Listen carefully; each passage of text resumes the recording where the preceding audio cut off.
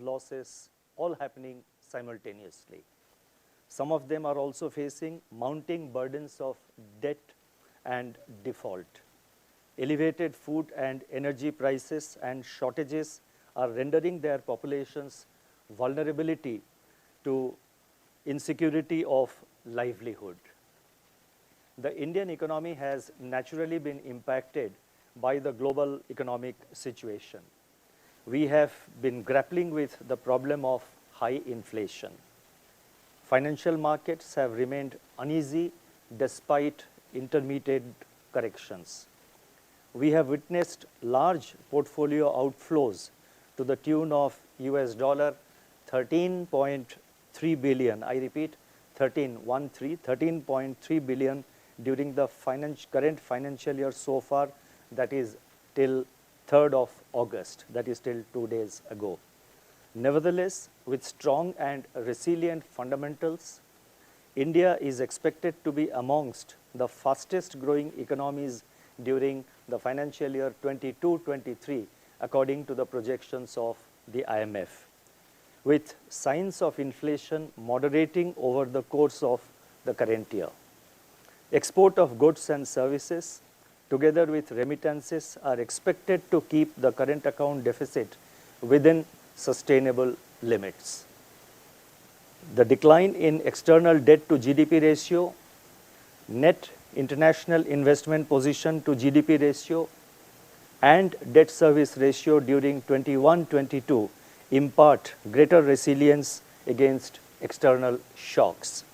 I have the numbers for each of these parameters which I mentioned. They are in the footnote of my statement, and the statement, as you know, gets uploaded immediately after my statement is over, so you can have a look at it. But for the benefit of the wider audience, if I can mention the exact numbers, external debt to GDP ratio fell from 21.2% in March 2021 to 19.9% in March 2022. Net international investment position to GDP ratio, that is net claims of non-residents, improved from minus 13.2% to 11.6% over the same time period. Debt service ratio declined from 8.2% in 2021 to 5.2% in 21-22.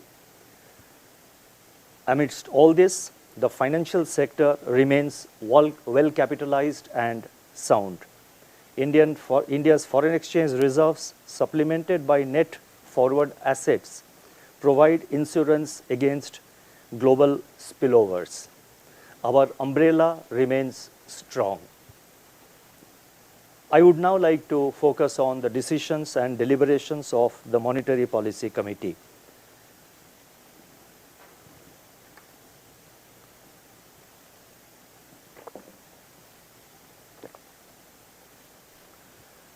Against this background, the Monetary Policy Committee, that is MPC, met on 3rd to 5th August and reviewed the macroeconomic situation and its outlook. The MPC decided unanimously to increase the policy repo rate by 50 basis points, 50 basis points to 5.4% with immediate effect. Consequently, the standing deposit facility, that is SDF rate, stands adjusted to 5.15%, and the marginal standing facility, that is MSF rate, and the bank rate stand revised to 5.65%. The MPC also decided to remain focused on withdrawal of accommodation to ensure that inflation remains within the target going forward while supporting growth. Let me now dwell briefly on the MPC's rationale for its decision on the policy rate and the stance. Against the prevailing adverse global environment, the MPC noted that domestic economic activity is resilient and progressing broadly along the lines of the June resolution of the MPC. Consumer price inflation has eased from its surge in April, but remains uncomfortably high and above the upper threshold of the target, that is 6%. Inflationary pressures are broad-based and core inflation remains at elevated levels. The volatility in global financial markets is impinging upon domestic financial markets, including the currency market, thereby leading to imported inflation. While inflation, or rather let me put it this way, with inflation expected to remain above the upper tolerance threshold in Q2 and Q3 of the current financial year, the MPC stressed that sustained high inflation could destabilize inflation expectations and harm growth in the medium term. The MPC therefore judged that further calibrated withdrawal of monetary policy accommodation is warranted to keep inflation expectations anchored and contain the second round effects. Accordingly, the MPC decided to increase the policy repo rate by 50 basis points to 5.4%. The MPC also decided to remain focused on withdrawal of accommodation to ensure that inflation remains within the target going forward while supporting growth. I would now like to provide an assessment of growth and inflation, and at first I would like to focus on growth. Domestic economic activity is exhibiting signs of broadening. The southwest monsoon rainfall and reservoir levels are above normal. Kharif sowing is progressing well, although it is marginally below last year's level due to uneven rainfall distribution. On the demand side, indicators such as production of consumer durables, domestic passenger traffic, sale of passenger vehicles, and similar other indicators suggest improvement in urban demand. Rural demand indicators, however, exhibited mixed signals.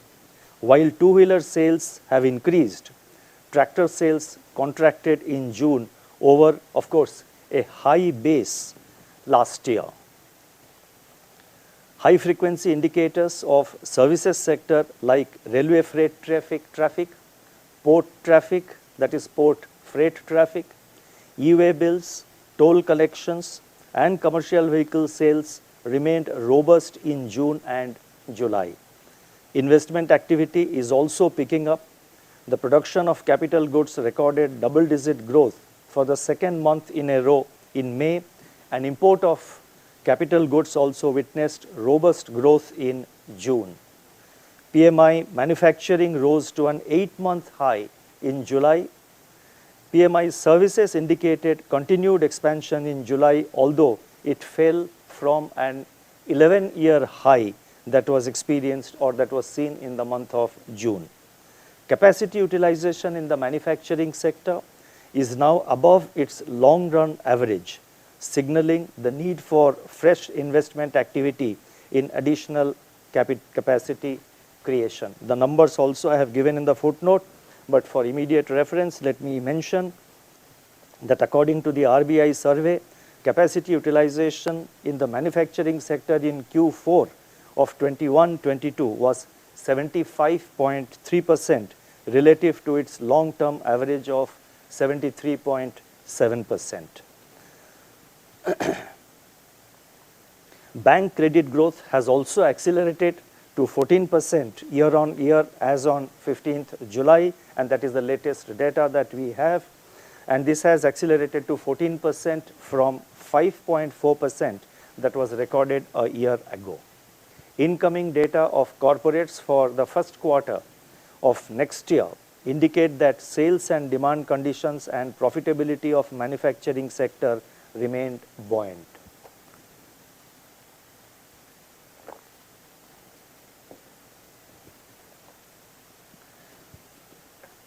Looking ahead, a good progress of the southwest monsoon and Kharif sowing would support rural consumption. Urban consumption is expected to benefit from the demand for contact-intensive services, better performance of corporates, and improving consumer optimism.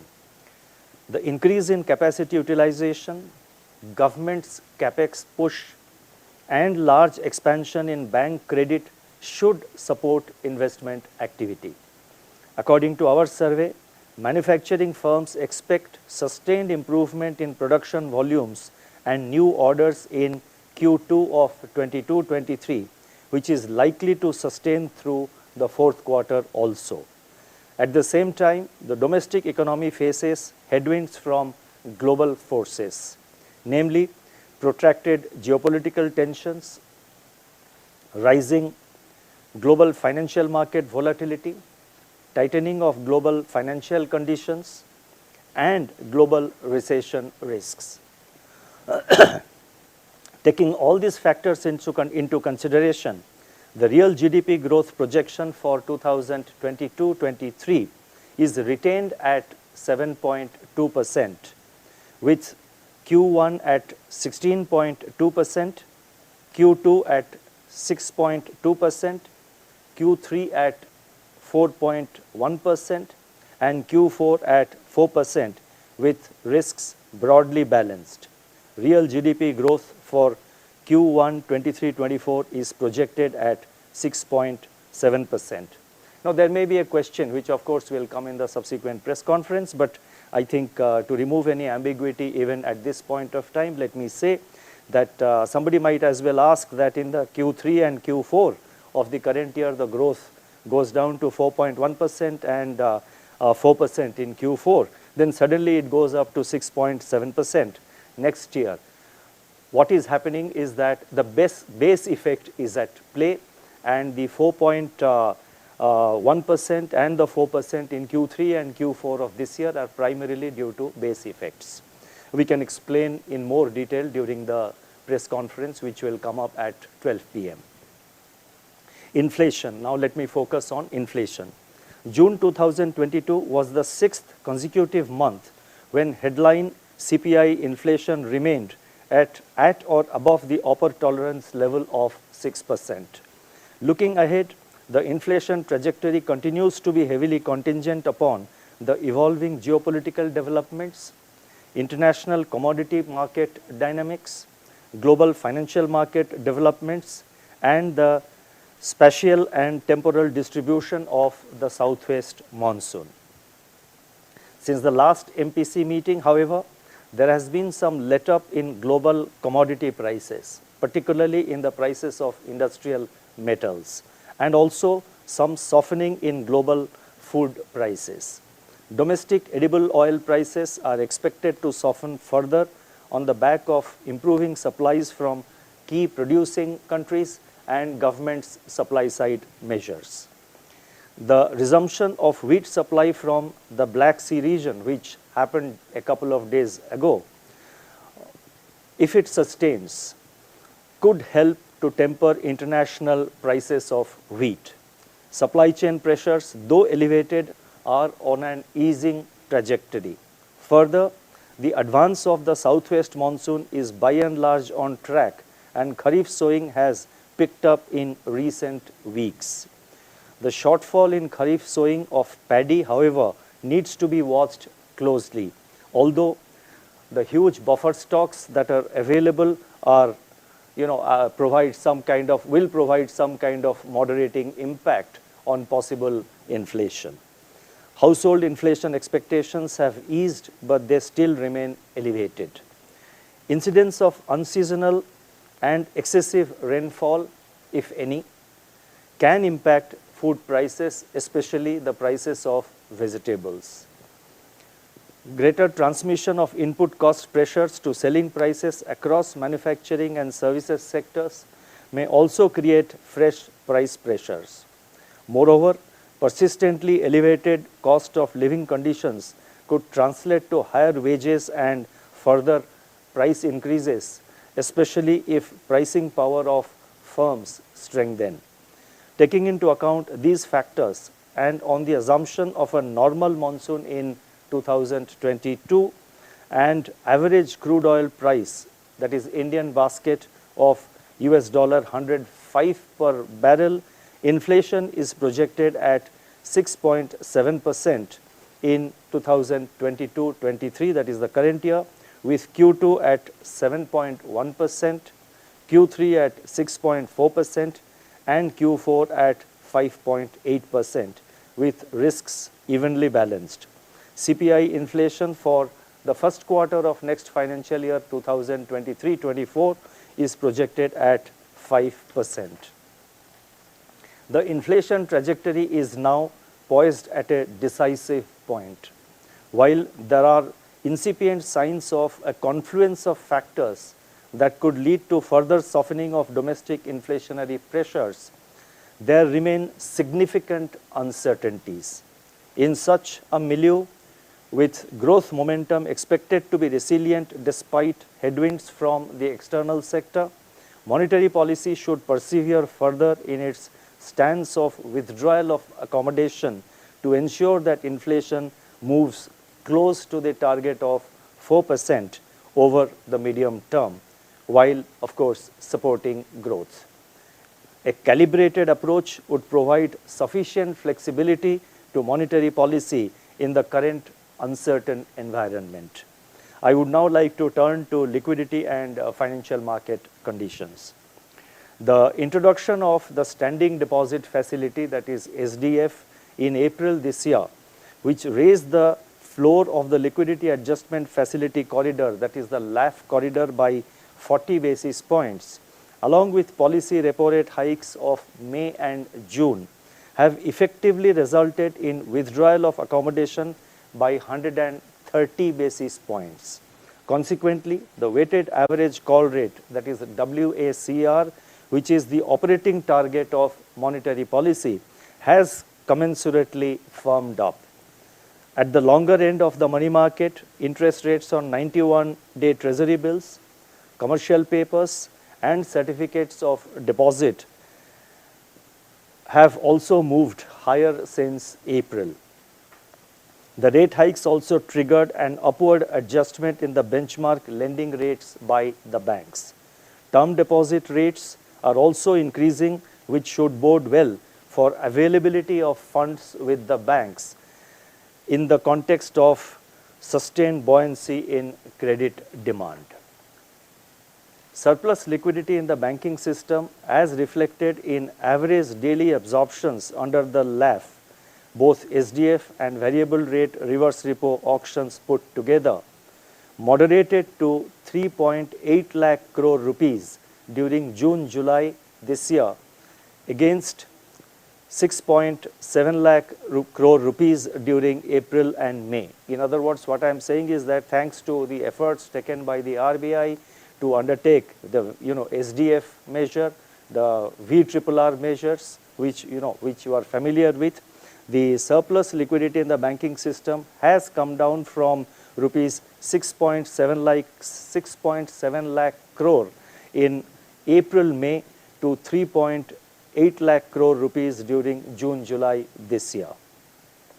The sharp moderation in surplus liquidity from July 20th of this year, mainly on account of tax and capital outflows, resulted in money market rates firming up above the repo rate. To alleviate the liquidity stress, the RBI conducted a variable rate repo auction of rupees 50,000 crore of 3 days maturity on July 26th. Going forward, and as indicated in my statement of February 2022, the RBI will remain vigilant on the liquidity front and conduct two-way fine-tuning operations as and when warranted. And the two-way fine-tuning operations will mainly be variable rate repo operation, that is VRRR operations, and variable rate reverse repo operations, that is VRRR operations. In other words, we will do fine-tuning operations in both directions, depending on the evolving and the prevailing liquidity situation. And these will be of different tenors, depending on the evolving liquidity and the financial conditions. During the current financial year, that is till yesterday, August 4th, the US dollar, that is the index, that is the DXY, has appreciated 8% against a basket of major currencies. And I am now talking about our financial year, that is from 1st April this year. So DXY has appreciated by 8% against a basket of major currencies. In this milieu, the Indian rupee has moved in a relatively orderly fashion, depreciating 4.7% against the US dollar during the same period, that is till yesterday. So the rupee depreciation has happened in an orderly fashion thanks to the stated policy of RBI and thanks to our steady improvement in the market to prevent volatility. So rupee depreciation has happened in an orderly fashion, and rupee has depreciated by 4.7% against US dollar till yesterday, and it has fared much better than several reserve currencies as well as many emerging market currencies as well as many of our Asian peers. And as I started reading this statement, the rupee since this morning has appreciated, and I think the depreciation instead of being 4.7% would be a little lower, but we have to of course wait till the end of the day, and it is a continuing process that goes on. The depreciation of the Indian rupee is more on account of the appreciation of the US dollar than weaknesses in macroeconomic fundamentals of the Indian economy. Market interventions by the RBI have helped in containing volatility and ensuring orderly movement of the rupee. We remain watchful and focused on maintaining stability of the Indian rupee. The Indian financial system, as I mentioned earlier, remains resilient. This will help the economy in emerging out of the shadows of the pandemic and the impact of the war in Europe. While the banking system remains well capitalized and profitable, a deleveraged corporate sector augurs well for sustaining the economic recovery. I would now like to talk a little bit about the external sector. India's external sector has weathered the storm while navigating through the recent global spillovers. Merchandise exports grew in April to July, while merchandise imports surged to record high on the back of elevated global commodity prices. Consequently, the merchandise trade deficit expanded to US $100 billion in April to July this year. Provisional data, however, indicate that demand for service exports, that is services exports, especially in IT services, remained buoyant in the first quarter despite global uncertainty. Exports of travel and transport services also improved in the first quarter of this year on a year-on-year basis. From the external financing perspective, net foreign direct investments, that is FDI, at 13.6 billion US dollars in first quarter of the current financial year was robust as compared to 11.6 billion in first quarter of last year. So FDI inflows have improved from 11.6 billion US dollars in the first quarter of last year to 13.6 billion US dollars in the first quarter of the current financial year. Foreign portfolio investment, after remaining in exit mode during the first quarter, that is Q1 22-23, turned positive in July this year, that is July 2022. Along with several other measures undertaken in July, the Reserve Bank has also used its foreign exchange reserves accumulated over the years to curb volatility in the exchange rate. Despite the resultant drawdown from our reserves, India's foreign exchange reserves remain the fourth largest globally. I shall now announce certain additional measures, the details of which are set out in the statement on development and regulatory policies, which form the part B of the MPC statement, which will be uploaded in the website immediately after my statement is over. The additional measures are as follows. The first set of measures relate to regulatory measures, and that relates to standalone primary dealers or SPDs. Standalone primary dealers, that is SPDs, have played an important role in the development of financial markets in India. Considering their potential in further facilitating financial market development, the following two measures are being announced for the standalone primary dealers. It is proposed to enable the standalone primary dealers to offer all foreign exchange market making facilities as currently permitted to Category 1 authorized dealers subject to prudential guidelines. This measure will provide customers with a wide set of market makers to manage their foreign currency risk. This will also increase the breadth of the forex market in India. The second measure in respect of the standalone primary dealers is that we have decided to permit standalone primary dealers to undertake transactions in offshore rupee overnight indexed swap market, that is rupee OIS market, with non-residents and other market makers. This measure will supplement a similar measure announced in February this year for the banks. These measures, that is the measure being announced today and what we have already announced for the banks, are expected to remove the segmentation between onshore and offshore markets. That is, I am referring to the OIS markets, and it will definitely, we do expect that it will improve price discovery. The second measure relates to managing risks and prescribing a code of conduct in outsourcing of financial services. The Reserve Bank has from time to time issued guidelines on managing risks in outsourcing of certain activities by the regulated entities. In view of the increasing trend of outsourcing, the framework for regulated entities to manage the associated risks need to be suitably strengthened. Therefore, to harmonize and consolidate the extant guidelines, a draft master direction on managing risks and code of conduct in outsourcing of financial services will be issued shortly for comments from stakeholders. The next measure relates to the Bharat Bill Payment System, that is BBPS, for processing cross-border, processing cross-border inward bill payments. Let me now spell out what exactly it is.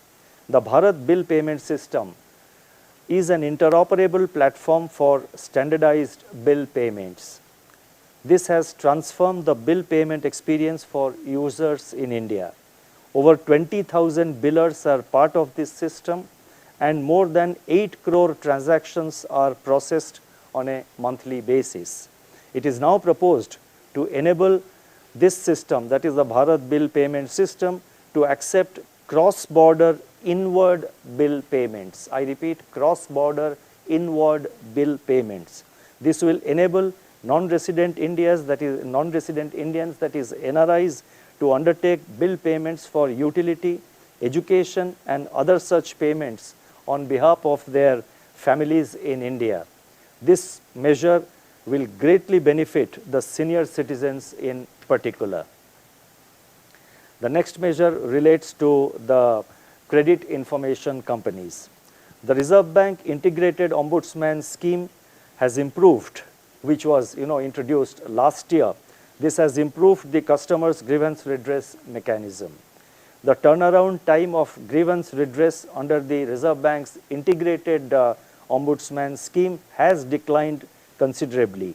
In order to make this system more broad-based, it has been decided to include credit information companies, that is CICs, under this framework of Integrated Ombudsman Scheme of the RBI. This will provide a cost-free alternative redress mechanism for grievances against credit information companies, that is CICs. Further, with a view to strengthen the internal grievance redress by the CICs themselves, it has been decided to mandate the CICs to have their own internal ombudsman framework. The next measure relates to setting up a committee on the MIBOR benchmark. The Reserve Bank has been taking measures to develop the interest rate derivative market in India. Such measures have led to diversification of the participant base and increased use of interest rate derivative instruments such as the Mumbai Interbank Overnight Rate, that is the MIBOR OIS contracts. In view of the recent international efforts to develop alternative benchmark rates, it is proposed to set up a committee to undertake an in-depth examination of the issues, including all relevant issues, including the need for transition to an alternative benchmark for MIBOR, and suggest the way forward.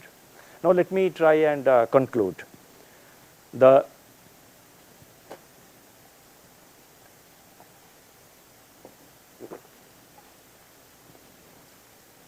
Indian economy is holding steady and progressing in an ocean of turbulence and uncertainty.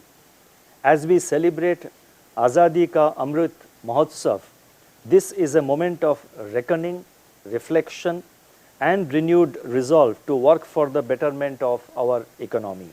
We in the RBI reiterate our commitment to maintain price and financial stability, to place our economy on a sustainable path of growth. Our actions have helped the economy to tide over a series of shocks in the last 2.5 years. We are seized of our role at this critical juncture and will persevere in our efforts to ensure a safe and soft landing.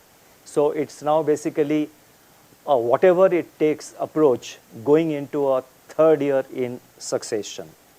This is a moment to recall a quote from the father of the nation, Mahatma Gandhi, and I quote, "For me, the road to salvation lies through incessant toil in the service of my country and therethrough of humanity."